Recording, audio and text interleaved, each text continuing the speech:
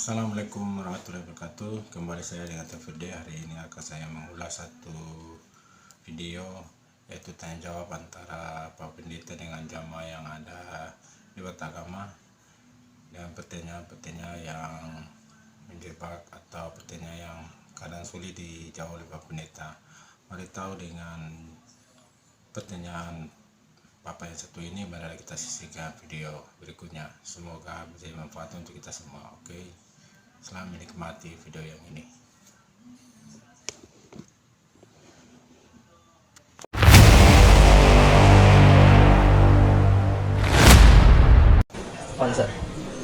Saya mohon izin bertanya kepada yang saya hormati Pak Pendeta Ezra.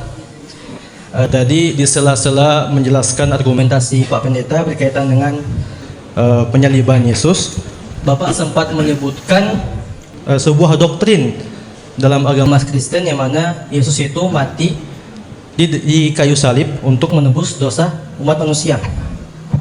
Pertanyaan saya, atas dasar yang Bapak sebutkan tadi, kenapa kemudian Tuhan Bapak atau Allah harus, kalau pinjam diksinya Pak Pendeta, pakai acara mengorbankan anaknya supaya umat manusia bisa diampuni?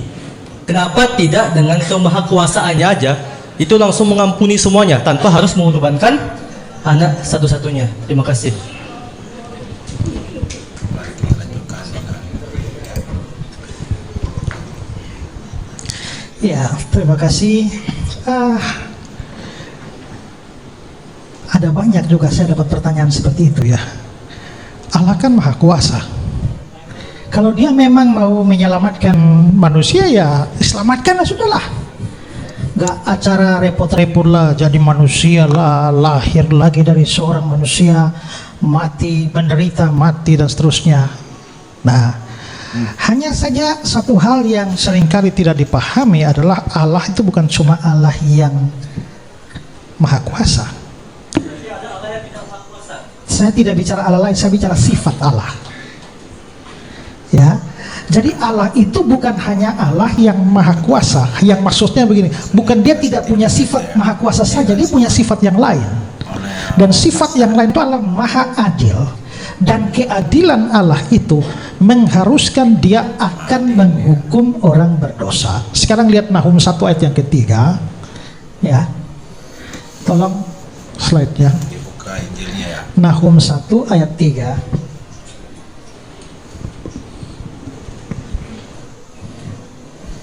Pertanyaan apa jawabannya? Tuhan itu panjang sabar, besar kuasanya, berarti dia maha kuasa kan? Tapi dia tidak sekali-kali membebaskan dari hukuman orang yang bersalah.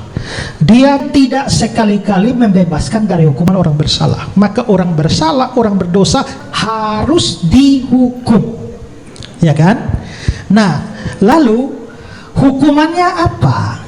Nah, kalau kita mengacu kitab Kejadian pasal yang kedua ayat yang ke-17, pada waktu Adam dan Hawa itu berdosa, sebelum itu terjadi Tuhan sudah peringatan dalam Kejadian 2 ayat 17. Itu dibilang,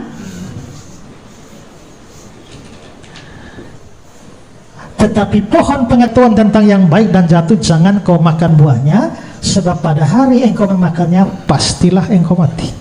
Maka akibat dosa itu mati, dan itu sejalan dengan Roma 6 ayat 23 ya. Nah, berarti Allah akan memberikan hukuman, dan hukumannya mati kepada manusia, mati rohaninya, jasmaninya, dan mati kekal di dalam neraka.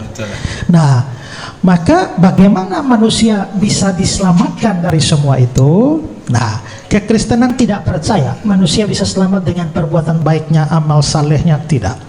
Tapi dosa itu hutang di hadapan Allah. Dalam doa Bapa kami, ampunilah kesalahan kami, itu opelema, artinya hutang kami.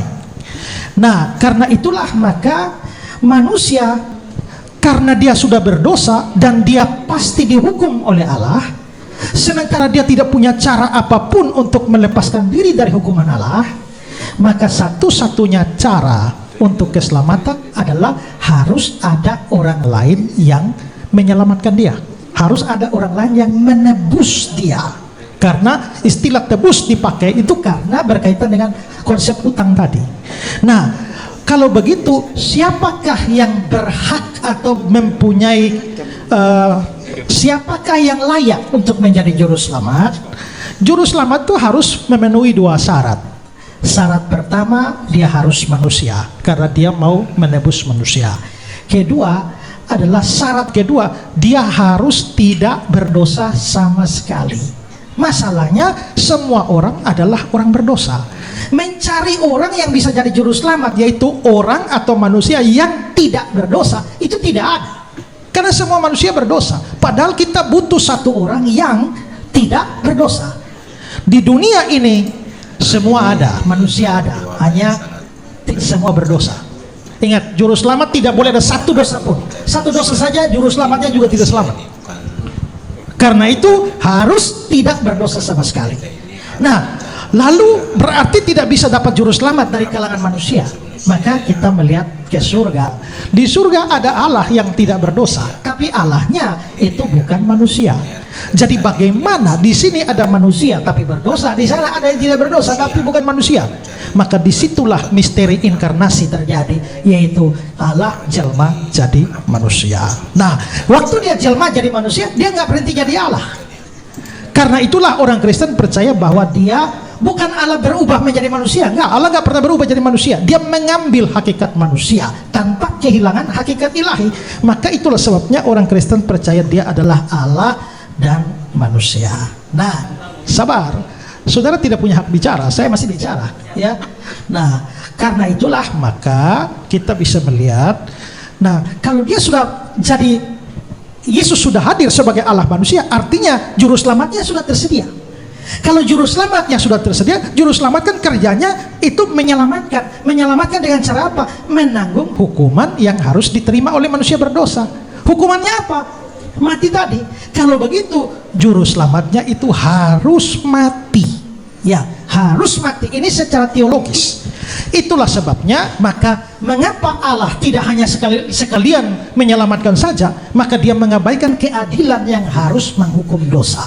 Karena itulah Yesus satu-satunya orang yang memenuhi syarat, lalu akhirnya dia bayar hukuman dosa itu dengan cara mati di kayu salib. Dan selanjutnya keselamatan manusia tidak ditentukan lagi dengan perbuatan baik, tapi iman kepada Yesus. Saya ini orang berdosa, Pak, dan saya harus binasa. Tapi Tuhan Allah di surga telah menimpakan hukuman dosa saya itu bukan kepada saya, tapi kepada juru selamat saya. Maka saya tak mungkin dihukum. Bapak juga orang berdosa. Masalahnya Bapak nggak punya juru selamat. Dan kalau Allah harus menghukum, dia pasti menghukum Bapak. Jadi sebelum Bapak binasa, sebaiknya Bapak punya juru selamat, namanya Yesus Kristus Tuhan. Sekian dan terima kasih Anda sudah menyimak videonya, yang Anda bisa menilai sendiri bagaimana tanggapan dari Bapak Pendeta ini tentang Tuhan yang harus mengorbankan diri untuk menghapus dosa-dosa umat manusia, ya. Oke, semoga bisa manfaat dari video ini. Sekian dari saya, selama bertemu lagi di kemudian hari. Assalamualaikum warahmatullahi wabarakatuh.